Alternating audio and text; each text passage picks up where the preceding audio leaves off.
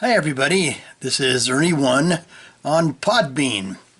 Today I thought we'd jump in, well at least jump back into a little bit of United States history. I would think we've probably all had enough of the coronavirus for a while and politics and Nancy Pelosi and people of that sort, so I thought we'd get back into a little interesting history.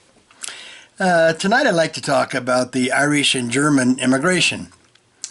In the middle of the 19th century, more than one half of the population of Ireland immigrated to the United States, and so did an equal number of Germans.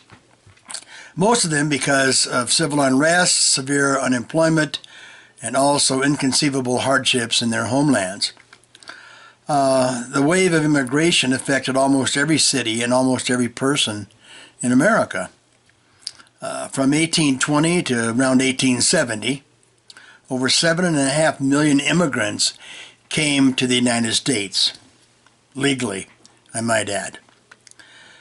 More than the entire population of the country in 1810.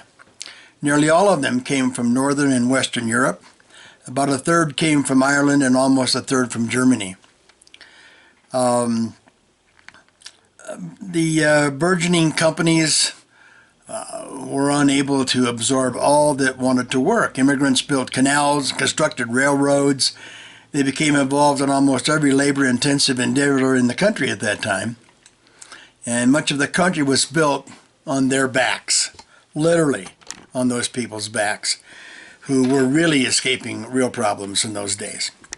There's a little short letter here, a letter from to the London Times from an Irish immigrant in 1850. That's about 10 years after the Irish famine started. And I'm going to quote this and read this.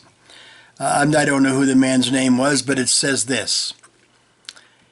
I am exceedingly well pleased at coming to this land of plenty.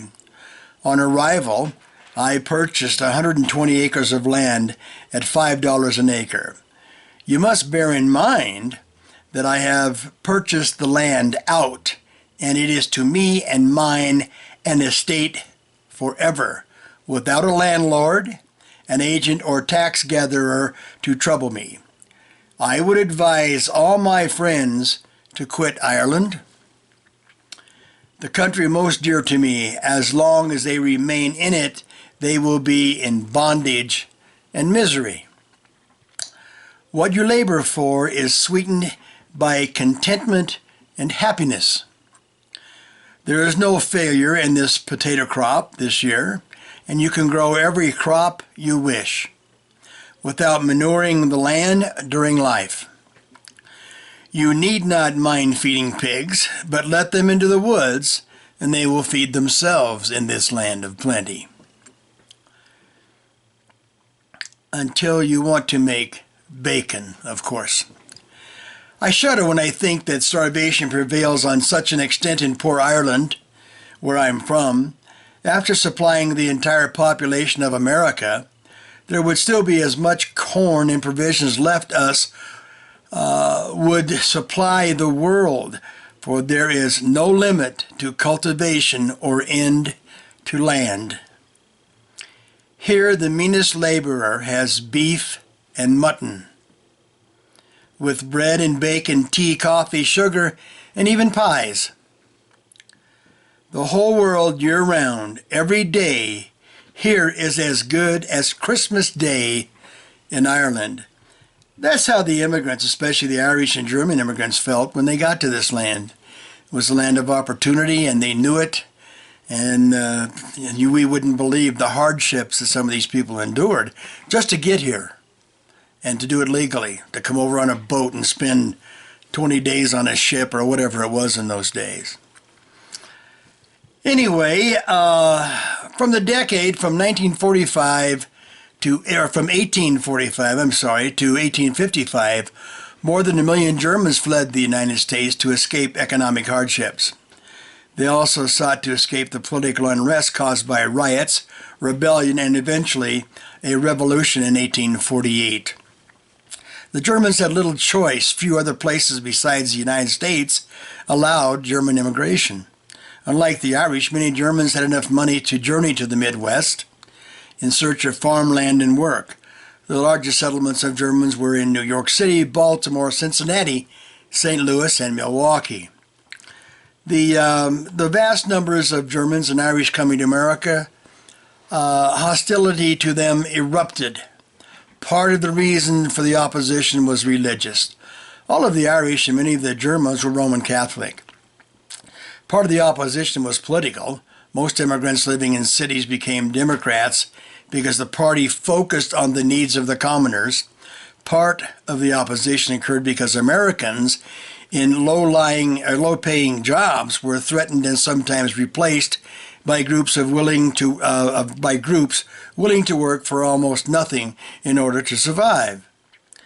Signs that read N-I-N-A, no Irish need apply, sprang up throughout the country. Now I know a lot of religions and a lot of ethnic groups have had their problems, but I'd like you to know also, as most of you probably do know, the Irish also had some pretty bad times. They were actually slaves at one time too, slaves to England. Anyway, ethnic and anti-Catholic rioting occurred in most of the northern cities, the largest occurring probably in Philadelphia in 1844 during a period of economic depression. Protestants, Catholics, and local militia fought in the streets. 16 were killed, dozens were injured, and over 40 buildings were demolished. Nativist political parties sprang up almost overnight. The most influential of these parties, the Know-Nothings, was an anti-Catholic and wanted to extend the amount of time it took immigrants to become citizens and voters.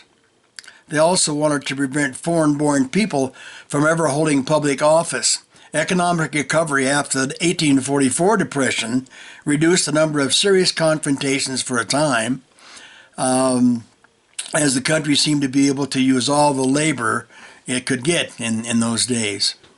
But nativism returned in the 1850s with a vengeance. In the 1854 elections, nativists won control of state governments in Massachusetts, Connecticut, Rhode Island, New Hampshire, and way out in California. They won elections in Maryland and Kentucky and took 45% of the vote in 5 other states. In 1856, Millard Fillmore was the American Party candidate for president and trumpeted anti-immigrant themes. It wasn't very popular then either. Nativism caused much splintering in the political landscape, and the Republicans, with no platform or policies about it in those days, benefited and rode to victory in the divisive election of 1860. Now, I mention that because today is kind of a reflection of that. We've got some problems in the country, not just with Irish or blacks or Hispanics or whatever you want to call anybody. We have a problem with America. And right now, America is split down the middle. We've got a lot of people that absolutely love and adore this country and would do anything for it, to include giving up their lives. But there are many people in this country who want the masses to be under their thumbnails, to be subjects to their wills and their whims and their power and their laws and the stingy, selfish world that they're looking for. And we as Americans just aren't going to let that happen.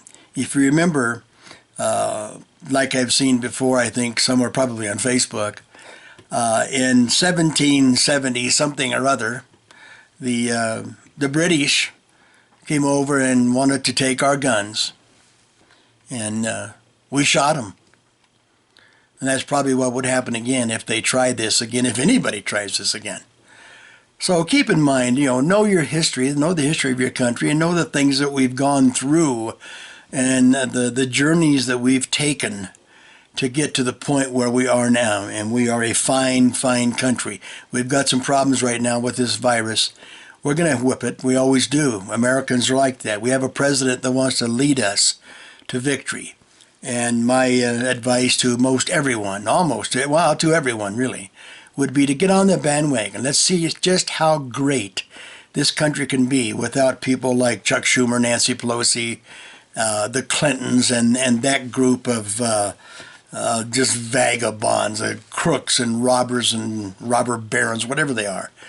Anyway, let's get rid of those kind of people. Get them out of politics, and let's make this country what we Americans want it to be: free for everybody.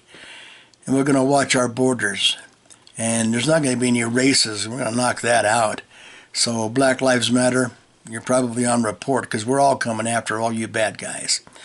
But in closing, I'd like to ask everybody one question with all this virus and everybody having to stay home. Just how well, America, how well do you like this socialism ultralight? Are you happy with it? Because that's the way it's going to be from now on if socialism takes over in this country. So please be aware of that. Think about it. And think about what we're going through right now as Americans with empty shelves and no meat, no hamburger, things of that nature. That's pretty much how it is in socialism.